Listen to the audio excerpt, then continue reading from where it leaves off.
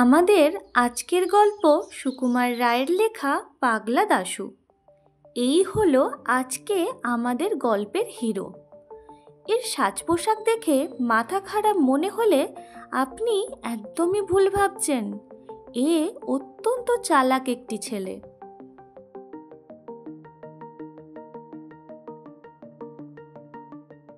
যদু, এই যদু, এই ইংরেজির কথাটার মানে একটু বলে দিবি রে ভাই।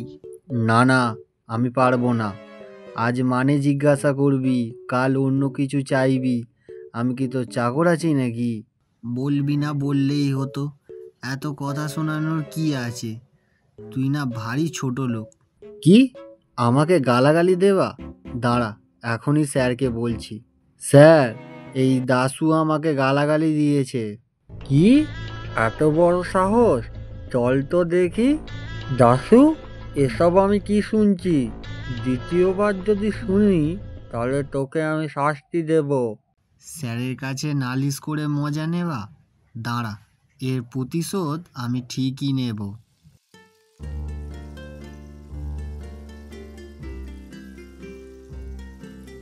ওতে কি আছে দাশু?